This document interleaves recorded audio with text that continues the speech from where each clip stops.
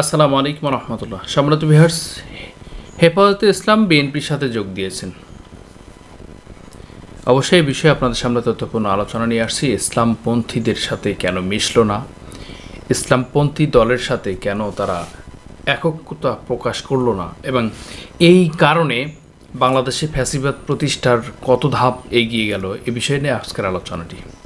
ইসলাম মানবতা শেখায়, ইসলাম শান্তিদায়ক ধর্ম, ইসলাম একটি জীবন ব্যবস্থা। ইন্নাদ-দীনা ইনদাল্লাহিল ইসলাম। এই ইসলামকে নিয়ে যারা তামাশা করছে, ইসলামকে নিয়ে যারা স্বার্থ পরায়ণ কাজ করছে, ইসলামকে নিয়ে যারা স্বার্থপরের মতো ব্যবসা শুরু করে দিয়েছে, আজকে তাদের ব্যাপারে কথা। হেফাজতে ইসলাম একটি অরাজনৈতিক সংগঠন, আমরা দেখেছিলাম বা দেখেছি। হেফাজতে ইসলাম 2013 সালের 5 মে শাপলা চক্রে মার খেয়েছেন, হত্যা হয়েছেন, গুম হয়েছেন, খুন হয়েছেন। এ ব্যাপারে সরাসরি নিজে আমি ছিলাম 5 সেই মে শাপলা চক্রে, আমি নিজেই ছিলাম, আমি দেখেছি। হয়তোবা ঢাকাতে বাসা থাকার কারণে আল্লাহ পাক আমাকে হেফাজত করেছেন, কিন্তু আমি দেখেছি মানুষ কত নিকৃষ্ট হতে পারে, মানুষ কত জুলুমবাজ হতে পারে, কত মিথ্যাচার হতে পারে। আজকে আপনাদের সামনে এই বিষয় নিয়ে কথা বলবো। আপনারা অবশ্যই আজকের ভিডিওটি পরিপূর্ণ দেখবেন, পুরো ভিডিওটি দেখে মন্তব্য করবেন। আপনাদের কাছে বিনীত অনুরোধ করব, আজকের ভিডিওটি দেখে মন্তব্য করুন এবং আমাদের কমেন্ট বক্সে আপনার মতামতটি উল্লেখ করবেন। সম্মানিত ভিউয়ার্স, হেফাজতে ইসলামের এক অংশ, হেফাজতে ইসলামের পুরো অংশ না। আপনারা জানেন হেফাজতে ইসলামের 2টা অংশ হয়েছেন। একটা অংশ বিএনপির সাথে আছেন, এই যে বিগত দিনে বা অর্থাৎ রমজান মাসে যারা বিএনপির সাথে বিভিন্ন দফা রফা করেছেন, প্রোগ্রাম করেছেন, ইফতার পার্টি করেছেন, তারা আজকে হেফাজতে ইসলামের সাথে বিএনপির সাথে ঐক্যবদ্ধ হতে যাচ্ছেন, অর্থাৎ ঐক্যবদ্ধ হয়েছেন, একমত পোষণ করেছেন। এখন মুসলমানের জন্য মার খাচ্ছে, ইসলামী মাইন্ডের মানুষের জন্য মুনাফিক হয়ে গেছে। আপনি হিসাব করেন, সারা পৃথিবীর মুসলমান যখন ইরান মার খাচ্ছিল তখন কথা বলেছে, কিন্তু কেউ তার পাশে এসে দাঁড়ায়নি। ঠিক তেমনি বাংলাদেশের ইসলামিক সকল দল যখন এক হতে শুরু করেছে, তখন বাংলাদেশে হেফাজত ইসলামের এক অংশ এক হচ্ছে না। কেন হচ্ছে না? স্বার্থপরায়ণতা আছে, রাজনৈতিক বিষয় আছে, নিজের আধিপত্য আছে, নিজের কর্মপদ্ধতি আছে, সব কিছুকে বিসর্জন নিয়ে বিএনপির সাথে তারা একমত হয়েছেন। আমার কোনো আপত্তি নেই, যদি ইসলামিক দল না হতো তাহলে আমার কোনো আপত্তি ছিল না। আমার আপত্তি এই জায়গাতে, বাংলাদেশের 56 বছরের মধ্যে কোরআন দিয়ে দেশ চালিয়েছেন এমন একটি দলের সাথে কেন হেফাজত ইসলাম গেল না, বা কোরআন দিয়ে দেশ চালায়নি, সে চালানোর জন্য যারা যে পথে হাঁটছে সেই পথে, সেই সাথে, সেই মতে কেন মিশল না? বিএনপিকে কোরআন দিয়ে রাষ্ট্র চালায়, বিএনপিকে কোরআন দিয়ে তার যাত্রা শুরু করে। কোরআন দিয়ে যদি রাষ্ট্র চালাতো আমার কোনো কথা ছিল না, কারণ ইসলাম আমার চেয়ে তিনি বোঝেন। তার প্রধান হচ্ছে জোনায়েদ আল হাবিব, আমার চেয়ে তিনি বোঝেন। আল্লামা জোনায়েদ আল হাবিব, আসলে আল্লামা উৎপত্তিটা হয়েছে আল্লামা দেলোয়ার হোসেন সাঈদী থেকে। তিনি অক্সফোর্ড খ্যাত লন্ডন থেকে আল্লামা খেতাব দিয়েছিলেন, কিন্তু আজকে সে আল্লামা প্রত্যেকটা মানুষের পিছনে লাগানো। আল্লামা একটা ব্যবসায়িক কমার্শিয়াল খেতাব হয়ে গিয়েছে। সাথে সাথে এটা বলতে চাই যে যদি কোরআন দিয়ে রাষ্ট্র চালায়, কোরআন দিয়ে ম্যান্ডেট করে, কোরআন দিয়ে পরিচালনা করে, আমার কোনো আপত্তি নেই। ইসলাম যদি পরিপূর্ণ জীবন ব্যবস্থা হয়, ইসলাম যদি code of life complete code of life হয়, আর ইনদাল্লাহিল ইসলাম যদি হয়, তাহলে আমার জীবন ব্যবস্থা যদি সর্বোপরি পরিপূর্ণ জীবন ব্যবস্থা যদি ইসলাম হয়, তাহলে আমি কিভাবে বিএনপির সাথে সঙ্গবদ্ধ দেই?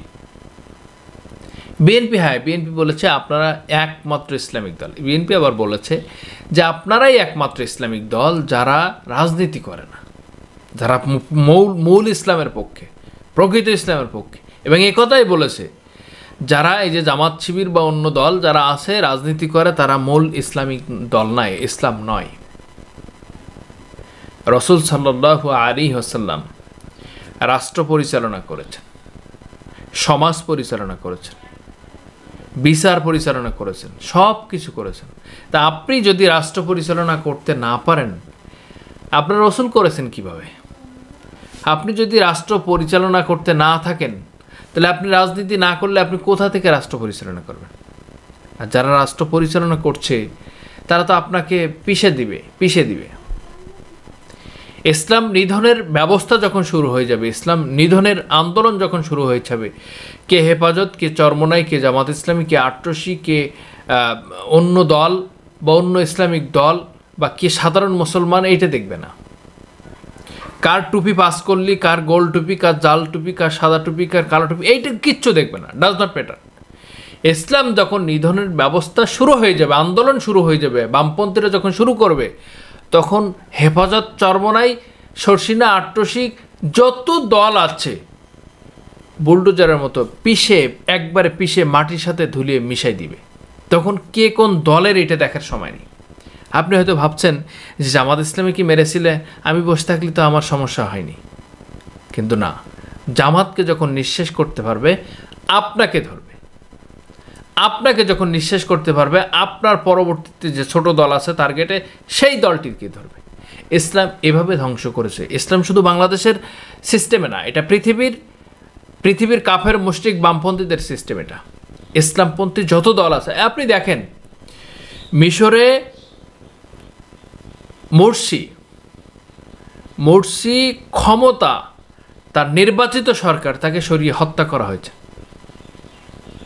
ইখওয়ানুল মুসলিমিনের দল বাংলাদেশের কতবার 5 বারের নির্বাচিত এমপি মাওলানা একেএম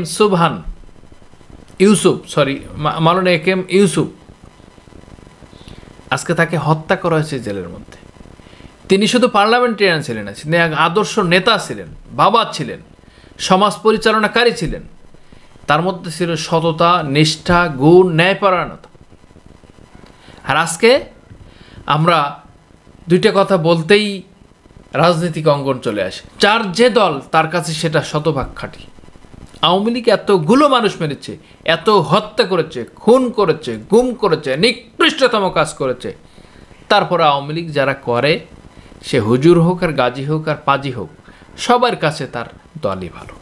এখনও পর্যন্ত এই যে ভারতের কি টিভি বলে, রিপাবলিক বাংলা নাকি, এই টিভিটা দেখে অনেকেই, তা থেকে নির্যাস নেয় যে আওয়ামী লীগ ফিরে আসবেই তো। আর এই ইসলামিক দল বিএনপির সাথে যোগ দেওয়া মানে, ইসলামিক দল অর্থাৎ হেফাজতের এক অংশ যোগ দেওয়া মানে, আপনি মনে করেন ফ্যাসিবাদ পুনরুদ্ধারের জন্য এক ধাপ এগিয়ে গেল বাংলাদেশে ফ্যাসিবাদ প্রতিষ্ঠার জন্য সহযোগিতা করছে ইসলাম। তার একটি অংশ হচ্ছে হেফাজত ইসলাম।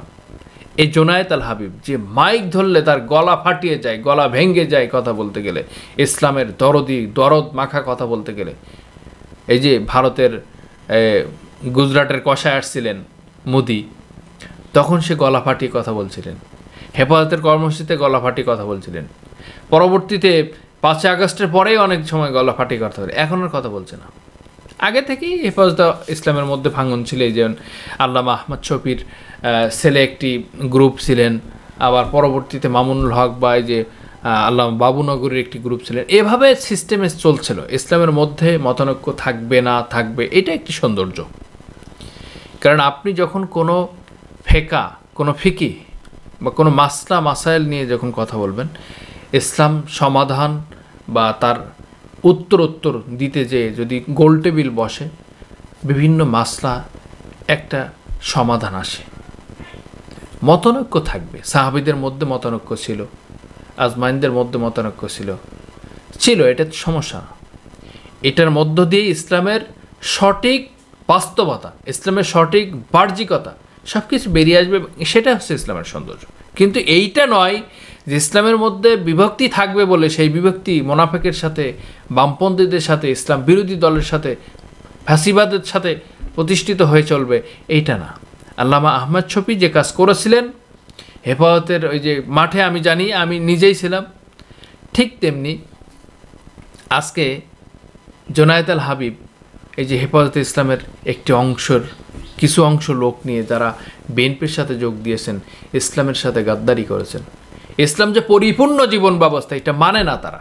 যদি মানতো তাহলে ইসলামিক কোনো দলের সাথে তারা জোট করত, অথবা ইসলামিক দল কোনো দল পছন্দ হচ্ছে না নিজেরা একটি ইসলামিক দল খুলে অন্য দলকে আহ্বান জানাতো যে আমরা আসলে প্রকৃত ইসলামিক দল, আপনারা আমাদের সাথে আসেন।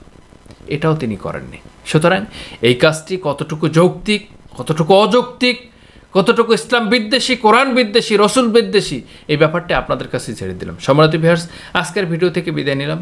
দেখে আসুন এবং আজকের ভিডিওটি আপনারা অ্যানালাইসিস করে যতটুকু পেয়েছেন অবশ্যই আমাদের কমেন্ট বক্সে জানিয়ে দেবেন। আমাদের চ্যানেলটি নতুন, সাবস্ক্রাইব করে পাশে থাকুন, শেয়ার করুন এবং আমাদেরকে সহযোগিতা করুন তথ্য দিয়ে।